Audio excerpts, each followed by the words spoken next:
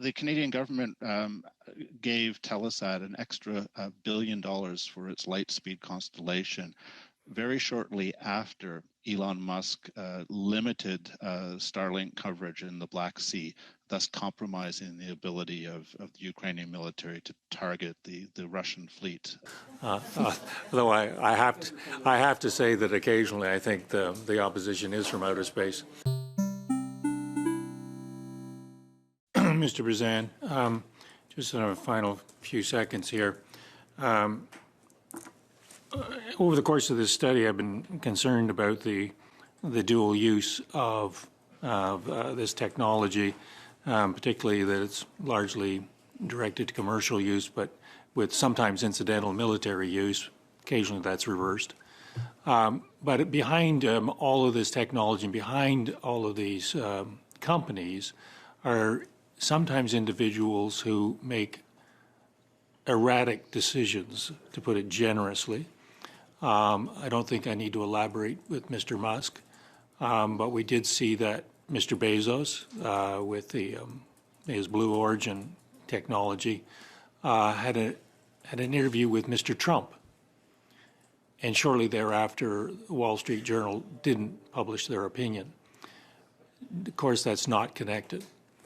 I would be interested in your thoughts, because we have got ourselves into a hugely dependent upon a very small group of individuals, which has created a vulnerability for all of our nations.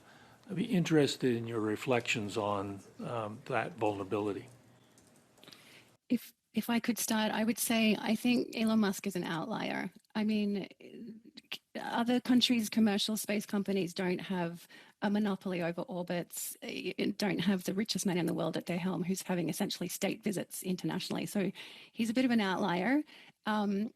But I think that means we need... But a very important outlier. Absolutely. Yeah. And that's why Canada needs to then decide, well, to what extent do we want our nation to be dependent on Starlink as a specific capability?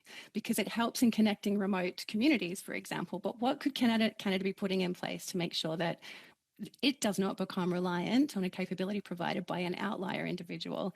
I think the commercialization of space is not only inevitable, we've passed the Rubicon on saying, well, do we want to engage with commercial actors? It's just the way it is. 75% of systems globally are commercially provided.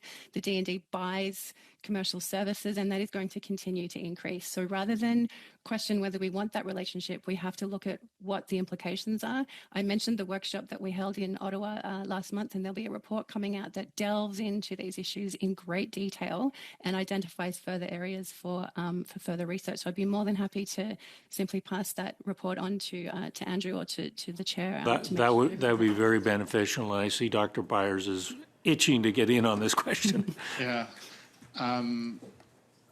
The Canadian government gave Telesat an extra $1 billion for its Lightspeed constellation very shortly after Elon Musk limited Starlink coverage in the Black Sea, thus compromising the ability of the Ukrainian military to target the Russian fleet in the Black Sea. I connect those two developments. I think the Canadian government acted responsibly. We need our own sovereign communications constellation, and Telesat and MDA are building that for us right now. So the answer is yes, we do need to reduce our dependency on large companies, especially those led by mercurial, inconsistent people like Mr. Musk. But we've started that response already, and I look forward to Telesat Lightspeed filling a big gap and providing us with that increased security and dependency. Yep, here. Much. On behalf of the committee, I want to thank you both for this absolutely fascinating conversation. A little spooky, that's right. Yes, on Halloween. Yes, well, none of us are going to dress up as space assets, though.